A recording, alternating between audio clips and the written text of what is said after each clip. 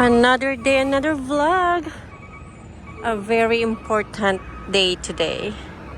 Ngayon ay maglakad ako ng mga 30 to 40 minutes walk. Kasi ayaw kong gumasto ng coins. Bakit ayaw kong gumasto ng coins? Yun lang ang coins ko na meron pamasahe going to my employer's house. Magulo dito. Mamaya na ako kwento.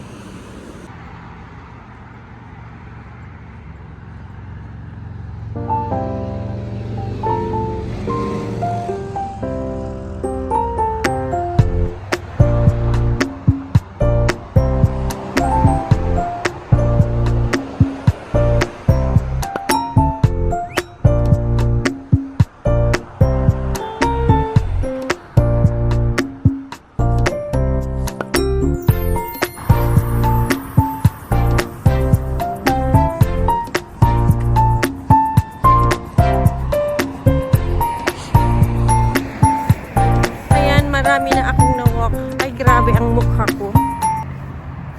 Very haggard. Umagang-umaga, hindi ako nakatulog ng maayos dahil sa pagkawala ng aking wallet. Naligo naman ako, kaya lang parang namamaga ang aking mata. Tapos may sipon pa. But anyways, nawala ang wallet ko. Nawala ang health card, lahat ng card sa loob ng aking wallet na maliit yan. Pocket wallet. I think hindi ko nawala. Hindi na nakaw. Nahulog ko.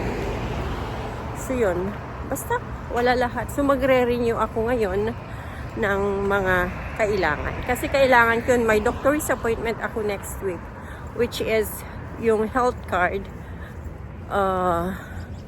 Kailangan ko yun para ipakita sa doktor. Ayan. So, nakawalk na ako ng 30 minutes. May 10 minutes pang walk. And then, after this, pupunta naman ako sa bangko, malapit na sa aking work. So, tapusin ko na lahat bago ako papasok. Buti na lang man nakaawat, very understanding ang aking employer. Siya pang nagsabi na do everything para sa mga nawala sa iyo. So yun, I'll do. Hindi lang ako nakatulog. Tapos itong street na to pala busy, sobrang busy. But anyways, exercise na rin para mai-release ko yung wala namang sama ng loob. Kaya lang the point na ano ba yan?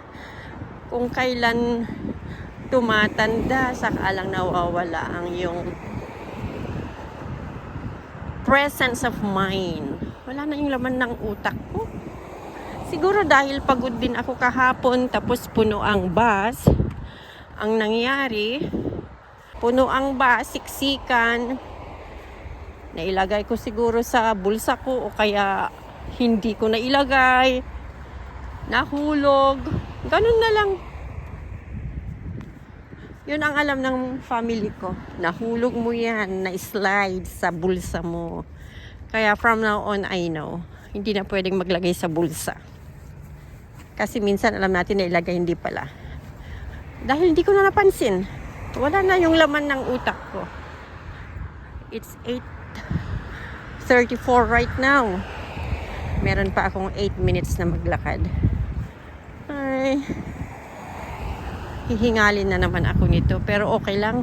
Basta okay pa ang aking sapatos. Okay pa yan. Oh, ito yung mga madadaanan mo. Ang gaganda. Pero hindi makain yan, ha. I don't know what is this. But they're so cool. And so the sky is so beautiful.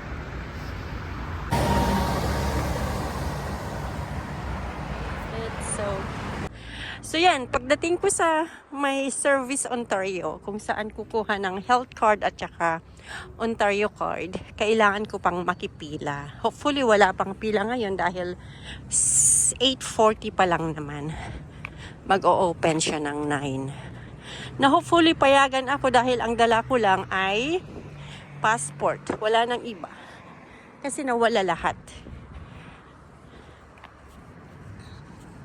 Ang ganda lang talaga ng mga manadadaanan. Mga dahon-dahon.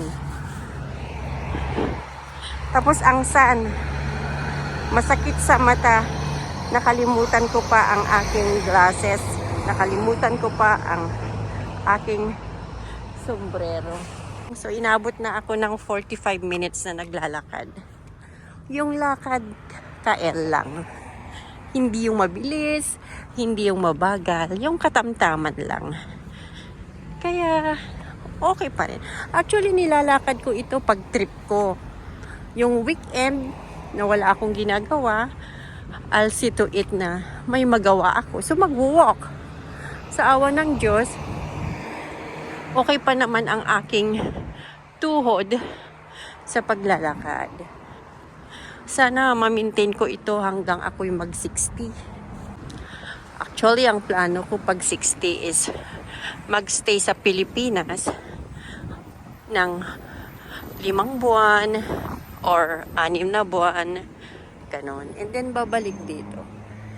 Ang problema lang, kung every year na yun ang gagawin ko, wala. Maubos ang pera sa pamasahe lang.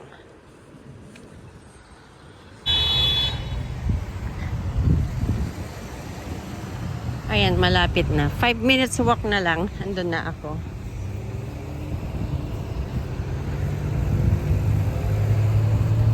Ang ganda nito, oh.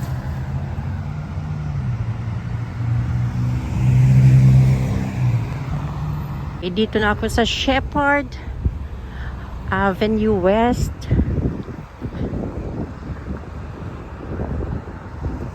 At hanapin yung Ontario or Service Ontario.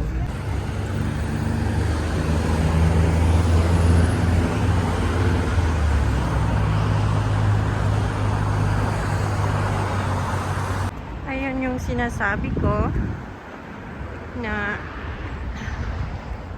akala ko maaga na ako dahil 9 naman ang umpisa ng office ng Service Ontario, pero may nakapila na 1, 2, 3, 4, 5, 6, may parang may 10 na nakapila. Service Ontario, hindi pwedeng mag-telepono mamaya sa loob. So yan ang aking pupuntahan, Service Ontario. Ayan, so everything done. Next, sa bangko naman ako. Tapos na ang health card. Tapos na ang Ontario photo card. Bank card naman ang pupuntahan. Buti na lang mabilis. Pang 12 ako. Natapos ako in like few minutes lang. Dahil there are 10 counters. So parang naghintay lang ako ng 10 minutos sa 12 na nauna sa akin. Oh, thank you Lord. Tapos na. Sa bangko naman. Pero malayo pa yung bangko ko. Doon na lang ako sa tabi ng bahay ng amo ko magpa-change sa lahat-lahat. Thank you Lord. One done. Ay, andyan na ang bus. 106. Sentinel. Ay, hindi. Hindi yon. Pag 106 pupunta sa pwede yata. Saan ba ang 106? Shepherd West Station. Ay, pwede. Okay. Just to let you know, nakarating na ako dito sa bahay ng aking employer. Natapos ko ang lahat ng mga requirements for today. Cards and everything na replace ko na lahat. So, maghintay na lang ako ng 7 to 10 days sa aking credit card. Wala na akong pambili ng pagkain kasi excuse me, ginagamit ko ang credit card for buying our foods. But anyways, thank you again for watching and see you again next time. Have a good day, everyone.